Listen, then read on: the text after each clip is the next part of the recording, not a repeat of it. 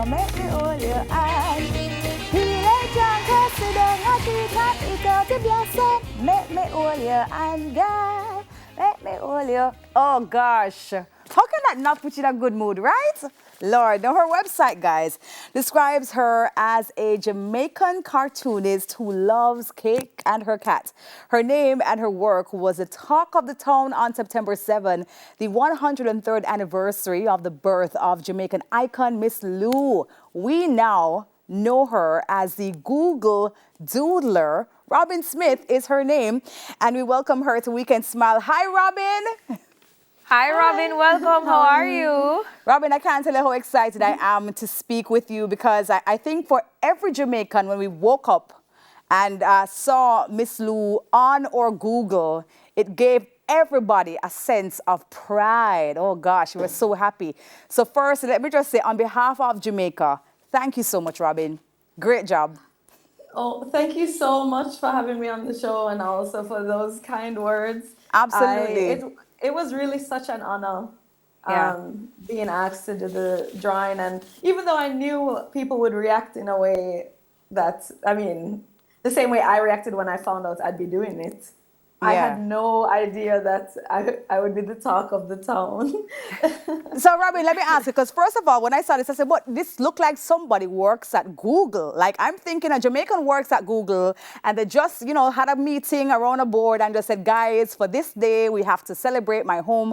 And, you know, this iconic woman, Miss Lou, she gave us so much, and I want to honor her. But really, what's the true story? How did it happen? You know, who reached out to who? How did it all come together? Well, there are Jamaican people working at Google, I'm sure. I was in communication with one of them, but it was another person who is like in charge of hiring freelance like illustrators to do the Google Doodle for a certain country or day. And I just got an email like a little bit like a month in advance asking if I would be willing to do it. And of course, I was like, yes. I dropped everything. I was just like, all right, well, everything's going to have to wait because all my attention is now on Miss Lou and Google. Oh, gosh. I mean, we can definitely understand that, Robyn. Now, what was actually the inspiration for the final illustration? And just can you probably just talk us through the process?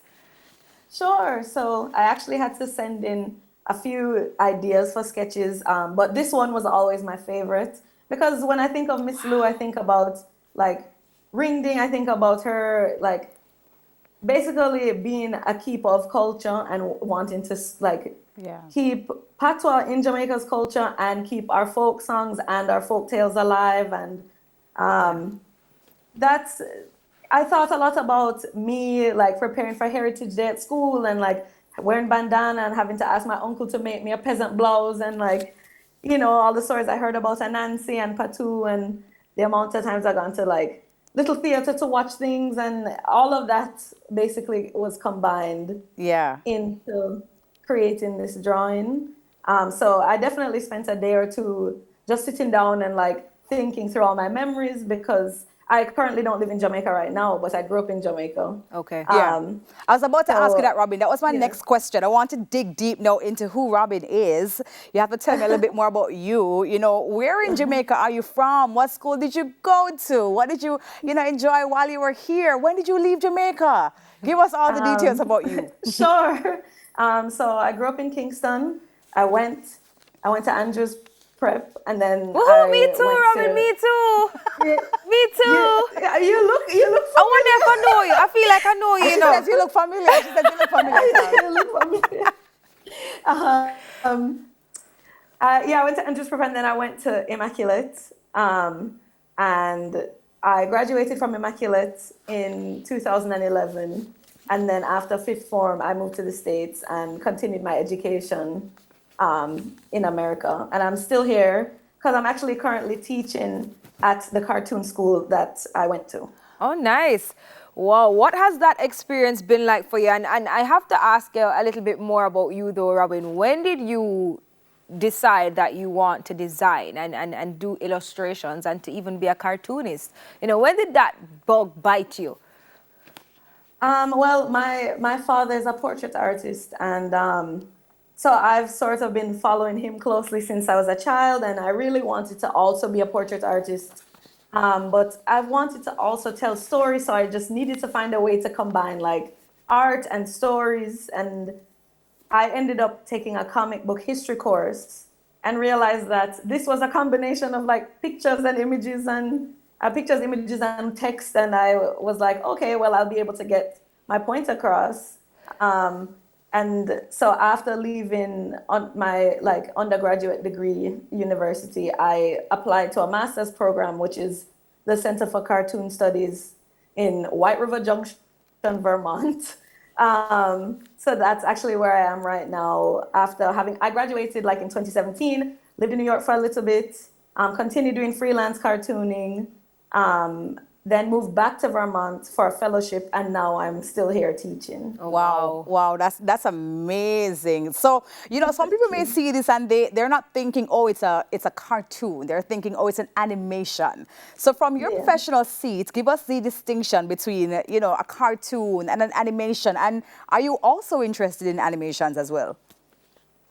So basically, when I say that I'm a cartoonist, that's refers to someone who illustrates and creates comic books. Okay. So they're not moving images. They're literally like, when you think of like Archie comics, I don't know if people are familiar with Archie, Betty Veronica. So anything that's just, we always make a joke here that comics are just like words and pictures in tiny boxes. And that's like what comics are. So that's what cartoonists do versus an animator who literally draws every single movement that like something will, like a person or an animal or whatever will make to like replicate motion. So that is like a whole different school. That's a whole different practice. And in the end, you end up working with a team versus like a lot of the comic books I've worked on. I have like a writer and I'm the illustrator, but I have also created, like written and drawn my own books and even like printed and stapled them myself.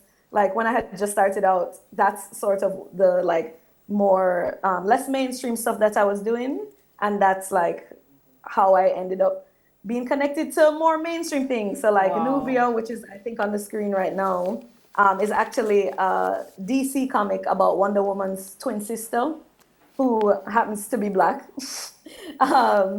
So I ended up being the illustrator for that. That's amazing. Robyn, it seems like you have a lot of meaningful pieces, and before Google, this Doodle for Google, you were doing a lot of art, So what works are you most proud of to date? Most proud of, definitely, I think it's like the things I have behind me. So I've worked for DC Comics, like I said. And actually, like if you look very close, unfortunately, I can't like just spin to the page right now, but there is Miss Lou is on the main character's wall in the background. She has a Miss Lou poster, so if anyone wants to read Nubia, be on the lookout. Miss Lou is in a DC comic book. I'm also really proud of the book that my friend Jamila Rouser, she's a comic book writer, and we've been working together for a few years. And our book, Wash Day Diaries, which is this one, like, right, where is it? This one, right behind me, this one in the middle. Yes, thank you. There you go. Wash Day Diaries. It just came out in July. So, and the character with the long, straight hair, she has on a wig. She's a Jamaican character in the book. And Jamila specifically made her Jamaican because I'm Jamaican, and I was like, well, we have to include these things, which is why I included the page where she takes the Jamaican flag out and like waves it around. Whoa, you've been doing a lot of work here, Robyn. Like, let me tell you something. We are proud of you. Yeah. We are very, very proud of you. And we thank you so much for allowing us to see ourselves. Representation matters. And it's so good that our artists can also, on a world stage, introduce the world to the things that are Jamaican. And we thank you so much for your work. Thank you so much, Robyn, for joining us this morning. We are proud of you. Of course. Thanks again. Thank you so much. And thank you for waving the Jamaican flag high and, putting us in everything that you do. Yes, I'm just prepping up yourself, girl. Thank you, Robyn. All right, Robyn, thank you again. All right, guys, we'll be right back. Don't go anywhere.